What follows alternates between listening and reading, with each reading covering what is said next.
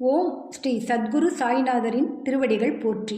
Hi friends, இந்த நாள் உங்கள் அனைவருக்கும் இனிமை மிகுந்த நாளாக அமைந்திட இறைவனை வேண்டி வீடியோவுக்குள் அழைக்கிறேன்.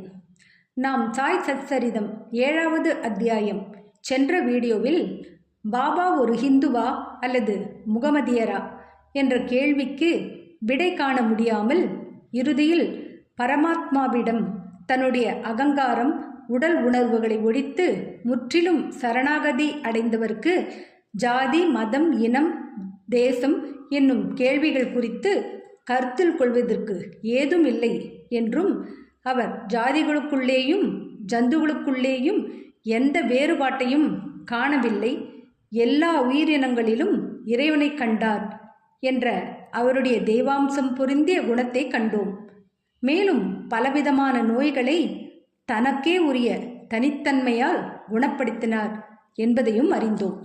இந்த வீடியோவில் சென்ற வீடியோவின் தொடர்ச்சியை தான் பார்க்கப் போகிறோம். அவரின் யோக பயிற்சிகள், எங்கும் நிறை தன்மை, பண்டரிபுரத்துக்கு சென்று அங்கு தங்குதல் போன்ற பல விஷயங்களை காண இருக்கிறோம். வாங்க வீடியோவுக்குள் போகலாம். 7வது அத்தியாயத்தின் தொடர்ச்சி. பாபாவின் யோக பயிற்சிகள். பாபா யோகத்தின் எல்லா பயிற்சி முறைகளையும் அறிவார். அவைகளில் 2ஐ இங்கே குறிப்பிடுவோம். 1 தௌதி அல்லது சுத்த விருத்தி. ஒவ்வொரு 3வது நாளும் பாபா மசூதியிலிருந்து நெடுந்தொலைவில் உள்ள ஆலமரத்துக்கு அருகில் இருக்கும் கிணற்றுக்கு சென்று தமது வாயை கழுவி குளிப்பார். ஒரு சந்தர்ப்பத்தில் தமது குடல், கும்பி முதலியவற்றை அவர் வாந்தி எடுத்து அவைகளின் உட்புறத்தையும் வெளிப்புறத்தையும் சுத்தம் செய்து பக்கத்தில் உள்ள நாவல் மரத்தில் உலர்வதற்காக வைத்தது கவனிக்கப்பட்டது. இதை பார்த்தவர்கள் ஷீரடியில் உள்ளனர். அவர்கள் இவ்வுண்மையை சோதனை செய்து பார்த்துவிட்டனர். 3 அங்குல அகலமும் 22.5 அடி நீளமும் உள்ள நனைக்கப்பட்ட லினன் துணியால் தௌதி செய்யப்படுகிறது. இது தொண்டைக்குள் விழுங்கப்பட்டு ஏறக்குறைய அரை மணி நேரத்திற்கு வயிற்றுக்குள்ளேயே கிரியைகள் நடத்த வைத்திருக்கப்பட்டும் பிறகு வெளியே எடுக்கப்படுவதே சாதாரண தௌதியாகும். ஆனால் பாபாவின் தௌதியோ மிகவும் தனிச்சிறப்பானதும் அசாதாரணமானதும் ஆகும். 2 கண்ட யோகம். பாபா தமது உடம்பிலிருந்து வெவ்வேறு உறுப்புகளை பிரித்தெடுத்து மசூதியில் அவற்றை பல இடங்களிலும் தனியாக வைத்திருந்தார். ஒருமுறை ஒரு பெருந்தகை மசூதிக்கு சென்று பாபாவின் உடல் உறுப்புகள் தனித்தனியாக மசூதியில் பல இடங்களிலும் கிடப்பதை கண்டார். அவர் மிகவும் பீதியடைந்து முதலில் கிராம அதிகாரிகளிடம் சென்று பாபா கண்ட துண்டங்களாக வெட்டப்பட்டு கொலை செய்யப்பட்டதை அறிவிக்க எண்ணினார். அவரே முதல் தகவல் தந்தவராகி விடுவார் ஆதலாலும் அவ்விஷயத்தை பற்றி சிறிது அறிந்து இருந்ததாலும் அவர் மீது பொறுப்பு சுமத்தப்பட்டுவிடும் என எண்ணி யாரிடமும் ஏதுமே கூறாமல் இருந்துவிட்டார். ஆனால் மசூதிக்கு சென்றபோது பாபா தேக ஆரோக்கியத்துடன் திடகாத்திரமாக முன்போலவே இருப்பதைக் கண்டு மிகவும் அதிசயம் அடைந்தார். தான் முதல் நாள் பார்த்தது வெறும் கனவு என்றே அவர் எண்ணினார். பாபா தமது சிசு பருவத்திலிருந்தே யோக பயின்றார்.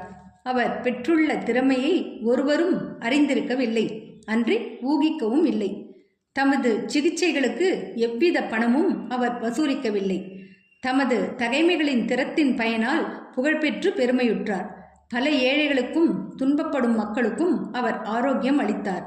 வைத்தியர்களில் எல்லாம் தலை சிறந்த புகழ்பெற்ற வைத்தியரான அவர் தமது தேவைகளை லட்சியம் செய்யவில்லை. மற்றவர்களின் நன்மைக்கும் சௌகரியத்திற்குமே எப்போதும் உழைத்தார். தாங்க முடியாத பயங்கர வலிகளை எல்லாம் தாமே பலமுறை இம்முறைகளில் தாங்கி துயருற்றிருக்கிறார். எங்கும் நிறைந்திருக்கும் மிகவும் கருணையுடைய பாபாவின் குணாதிசயத்தை எடுத்து காண்பிக்கும் அத்தகைய ஒரு நிகழ்ச்சியை இங்கு தருகிறேன். பாபாவின் எங்கும் நிறை தன்மையும் கருணையும். 1910ஆம் ஆண்டில் தீபாவளி விடுமுறையின் போது பாபா துணிக்கருகில் அமர்ந்து குளிர் காய்ந்து கொண்டிருந்தார். பிரகாசமாக எரிந்து கொண்டிருந்த துணியில் விறகை நுழைத்தார். சிறிது நேரத்திற்கு பின் விறகுகளை நுழைப்பதற்கு பதில் பாபா தமது கரத்தையே துணி உள்ளே நுழைத்து விட்டார். கரம் உடனே கருகி வெந்துவிட்டது. இது வேலையாள் மாதவாலும் மாதவராவ் தேஷ்பாண்டேயாலும் உடனே கவனிக்கப்பட்டது. உடனே அவர்கள் பாபாவிடம் ஓடினார்கள். மாதவராவ் தனது கைகளை பாபாவின் இடுப்பில் கொடுத்து சேர்த்து வலிந்து பின்னால் இழுத்து, தேவா, எதற்காக இங்கனம் செய்தீர் என்று கேட்டார். பின்னர் பாபா தம் உணர்வுக்கு வந்து பதில் அளித்தார். தொலைதூரத்தில் உள்ள ஏதோ ஒரு இடத்தில் ஒரு கொல்லனின் மனைவி உலைக்களத்தில் இருந்த துருத்தியில் வேலை செய்து கொண்டிருந்தாள். அப்போது அவளது கணவன் அவளை கூப்பிட்டான். அவள் தனது இடுப்பில் குழந்தை இருப்பதை மறந்து அவசரமாக ஓடினாள். அதனால் ஊது உலைகளத்தில் குழந்தை நழுவி விழுந்து விட்டது. நான் உடனே உலைகளத்தில் கையை விட்டு குழந்தையை காப்பாற்றினேன். எனது கரங்கள் வெந்து போனதை பற்றி நான் பொருட்படுத்தவில்லை. குழந்தையின் உயிர் காக்கப்பட்டதை எண்ணி நான் மகிழ்வடைகிறேன். குஷ்டரோக அடியவனின் சேவை. மாதவராவ் தேஷ்பாண்டேயிடமிருந்து பாபாவின் கரங்கள் வெந்து போனதை கேள்விப்பட்ட நானா சாஹிப் சந்தோர்கர் பம்பாயை சேர்ந்த புகழ்பெற்ற டாக்டரான பரமானந்த் என்பவரை ஆயின்மெண்ட், லின் துணி, பேண்டேஜ் துணி உட்பட மருத்துவ சாமான்களுடன் அழைத்து வந்து பாபாவின் கரத்தை பரிசோதிக்கவும் வெந்ததினால் ஏற்பட்ட தீகாயத்துக்கு சிகிச்சை செய்யவும் வேண்டிக் கொண்டார். ஆனால் பாபாவினால் இது மறுக்கப்பட்டது. அது முதற்கொண்டு பாகோஜி ஷிண்டே என்ற குஷ்டரோகி அடியவரால் பாபாவுக்கு சிகிச்சை செய்யப்பட்டு வந்தது. வெந்து போன இடத்தை நெய் போட்டு நன்றாக தேய்த்துவிட்டு ஒரு இலையை அதன் மீது வைத்து கட்டி விடுவது அவரது சிகிச்சையாகும். நானா சாஹேப் பலமுறை பாபாவிடம் அந்த கட்டை நீக்கிவிட்டு டாக்டர் பரமானந்தை காயத்தை சோதிக்கவும் சிகிச்சை செய்யவும் குணப்படுத்தவும் அது விரைவில் குணப்படும் எண்ணத்துடன் கேட்டுக்கொண்டார். டாக்டர் பரமானந்தும் அதையொப்ப பலமுறை வேண்டுகோள் விடுத்தார். ஆனால் அல்லாவே அவரது மருத்துவர் என்று கூறி பாபா மறுத்துவிட்டார். அவரை தமது கையை சோதிக்க அனுமதிக்கவே இல்லை. டாக்டர் பரமானந்தின் மருந்துகள் ஷீரடியில் உபயோகப்படுத்தப்படவில்லை. இருப்பினும் டாக்டருக்கு பாபாவின் தரிசனத்தை பெறும்படியான நல்லதிர்ஷ்டம் இருந்தது. தினந்தோறும் பாகோஜி அவர் கரத்திற்கு சிகிச்சை செய்ய அனுமதிக்கப்பட்டார். சில நாட்களுக்கு பின் கரம் குணப்படுத்தப்பட்டது.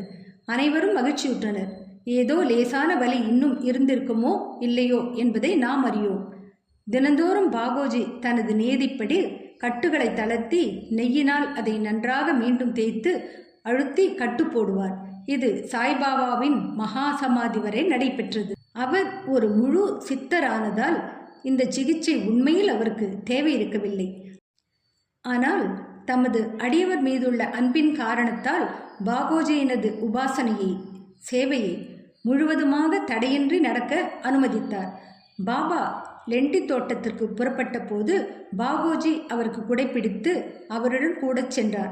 தூணிக்கு அருகிலுள்ள கம்பத்தருகில் பாபா அமர்ந்ததும் பாகோஜி தனது சேவையை ஆரம்பித்தார். பாகோஜி முந்தைய ஜென்மத்தில் தீவினையாளர். அவர் குஷ்டரோகத்தால் அவதியுற்று கொண்டிருந்தார். அவரது கைகள் சுருங்கி இருந்தன. அவர் உடம்பு முழுவதும் சீழாகி மோசமாக நாற்றம் அடித்தது.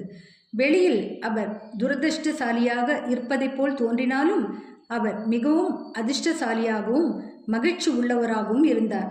ஏனெனில் அவரே பாபாவின் முதன்மையான சேவகர். பாபாவின் நட்பினால் உண்டாகும் நன்மைகளை அடைந்தார். குழந்தை கபர்டேயின் பிளேக் வியாதி. பாபாவின் மற்றொரு வியத்தகு லீலையை இப்போது கூறுகிறேன். அமராவதியை சேர்ந்த தாத்தா சாஹேப் கபர்டேயின் மனைவி ஷீரடியில் தன் இளம் புதல்வனுடன் சில நாட்கள் தங்கியிருந்தாள். அப்போது அவளது புதல்வனுக்கு அதிக காய்ச்சல் வந்து அது நெறி கட்டி பிளேகாக பெரிதானது. தாயார் பயந்து போய் மிகவும் மனவேதனை அடைந்தாள்.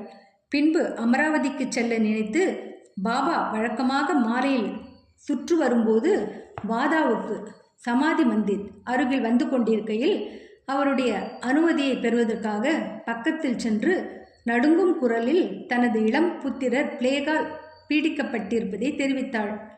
பாபா அவளிடம் அன்பாகவும் மிருதுவாகவும், வானம் மேகங்களால் சூழப்பட்டிருக்கிறது, அவைகள் உருகி ஓடிவிடும், எல்லாம் எளிதாகவும் தூயதாகவும் ஆகிவிடும் என்று கூறினார். இவ்வாறு கூறிக்கொண்டே தமது கஃப்னி உடையை இடுப்பு வரை தூக்கி அங்கு பிரசன்னமாயிருந்த அனைவருக்கும் நன்றாக பெரிதாக முட்டை அளவிற்கு தோன்றியிருந்த பிளேக் கட்டிகளை காண்பித்து, பாருங்கள், எனது அடியவர்களுக்காக நான் எங்கனம் கஷ்டப்பட வேண்டியிருக்கிறது. அவர்களது கஷ்டங்களையெல்லாம் எனதே ஆகும் என்றார். இந்த சிறப்பான அசாதாரண செயலை லீலையை மக்கள் கண்ணுற்று ஞானிகள் தங்கள் அடியவர்களின் துன்பங்களை தாங்குகிறார்கள் என்று உறுதியடைந்தனர். ஞானிகளின் உள்ளமோ மெழுகை விட மிருதுவானது. உள்ளும் புறமும் அது வெண்ணெய் போன்று மிருதுவாக இருக்கிறது. எவ்வித லாபம் பெறும் நோக்கமின்றியே அவர்கள் தங்கள் அடியவர்களை நேசிக்கிறார்கள். அவர்களை உண்மை உறவினராயும் எண்ணுகின்றனர். பண்டரிபுரத்துக்கு செல்லுதலும் அங்கு தங்குதலும். பாபா எவ்வாறு தம் அடியவர்களை நேசித்தார், அவர்களின் விருப்பங்களையும் முயற்சிகளையும் எங்கனம் ஆவலுடன் எதிர்பார்த்து பூர்த்தி செய்தார் என்பதை சித்தரிக்கும் ஒரு கதையை கூறிய பின்னர் இவ்வத்தியாயத்தை முடிக்கிறேன். காந்தேஷில் உள்ள நந்தூர்பாரின் மம்லதார் நானா சாஹேப் சந்தோர்கர் பாபாவின் பெரும் அடியவர் ஆவார். அவருக்கு பண்டரிபுரத்துக்கு மாற்றலாகும் உத்தரவு வந்தது. சாய்பாபாவிடம் அவர் கொண்டுள்ள பக்தி பழுத்தது. ஏனெனில் அவருக்கு பூலோக வைகுண்டம் என்று அழைக்கப்படும் பண்டரிபுரத்துக்கு போய் தங்க உத்தரவு கிடைத்திருக்கிறது. நானா சாஹேப் அவசரமாக வேலையை ஒப்புக்கொள்ள வேண்டிய கட்டாயம் இருந்ததால் அவர் அவ்விடத்திற்கு உடனே ஒருவருக்கும் தெரிவிக்காமலும் எழுதாமலும் புறப்பட்டார். அவர் தனது பண்டரியபுரமான ஷீரடிக்கு ஒரு திடீர் விஜயம் செய்ய விரும்பினார். தமது விட்டோபா சாய்பாபாவை பார்த்து வணக்கம் தெரிவித்து பின்னர் புறப்பட எண்ணினார். ஒருவரும் நானா சாஹேப் ஷீரடிக்கு போவார் என்று கனவு கூட காணவில்லை. ஆனால் சாய்பாபா இது அனைத்தையும் அறிவார். ஏனெனில் அவர் கண்கள் எங்கும் வியாபித்திருந்தன. சர்வாந்தர் யாமி. ஷீரடியிலிருந்து சில மைல்கள் உள்ள நீம்காவனை நானா சாஹேப் அடைந்த போது ஷீரடியில் மசூதியில் ஒரு பரபரப்பு ஏற்பட்டது. பாபா உட்கார்ந்து கொண்டு மஹல்சாபதி, அப்பா ஷிண்டே, காஷிராம் இவர்களுடன் பேசிக்கொண்டிருக்கையில் திடீரென்று நாம் நால்வரும் பஜனை செய்வோம், பண்டரிபுரத்தின் கதவுகள் திறந்திருக்கின்றன, நாம் மகிழ்ச்சியாய் பாடுவோம் என்றார். அப்போது கோஷ்டியாக அவர்கள் பாடத் தொடங்கினர். அதன் பல்லவி: நான் பண்டரிபுரத்துக்கு போக வேண்டும், அங்கே தங்க வேண்டும், ஏனெனில் அதுவே எனது பரமாத்மாவின் வீடு. பாபா பாடினார். அடியவர்களும் அவரை தொடர்ந்து பாடினர். சிறிது நேரத்தில் நானா சாஹேப் தனது குடும்பத்துடன் வந்து பாபாவின் முன்னால் வீழ்ந்து பணிந்து அவரை தங்களுடன் பண்டரிபுரத்துக்கு வரவும் அங்கு தங்களுடன் தங்கும்படியும் வேண்டிக் கொண்டார். அவ்வேண்டுகோள் பாபாவுக்கு தேவையாய் இருக்கவில்லை. ஏனெனில் மற்ற அடியவர்கள் நானா சாஹேப்பிடம் பாபா ஏற்கனவே பண்டரிபுரத்திற்கு போவதற்கும் அங்கு தங்குவதற்குமான ஊக்கத்துடன் இருப்பதாக தெரிவித்தனர். இதை கேட்டு நானா சாஹேப் உணர்ச்சி வசப்பட்டார். பாபாவின் காலடியில் வீழ்ந்தார். பிறகு பாபாவின் அனுமதி, உதி மற்றும் ஆசீர்வாதங்களை பெற்றுக்கொண்டு நானா சாஹேப் பண்டரிபுரத்துக்கு புறப்பட்டார். பாபாவின் கதைகளுக்கு ஒரு முடிவில்லை. ஆனால் இங்கு நிறுத்தி அடுத்த அத்தியாயத்தில் மானிட வாழ்க்கையின் முக்கியத்துவம், பாபாவின் இறந்து வாழும் வாழ்க்கை, பாய்ஜாபாயின் சேவை மற்றும் பல கதைகளையும் கூறுகிறேன். ஸ்ரீ சாயியை பணிக. அனைவருக்கும் சாந்தி நிலவட்டும். என்ன ஃப்ரெண்ட்ஸ், இந்த வீடியோ பிடிச்சிருந்தால் லைக் பண்ணுங்கள், ஷேர் பண்ணுங்கள், சேனலை சப்ஸ்கிரைப் பண்ணுங்கள். எனக்கு இதுவரை சப்ஸ்கிரைப் பண்ணியுள்ள அனைவருக்கும் என்னுடைய மனமார்ந்த நன்றிகள். மீண்டும் அடுத்த வீடியோவில் சந்திக்கும் வரை உங்கள் அனைவருக்கும் நன்றி கூறி விடைபெறுகிறேன். வணக்கம்.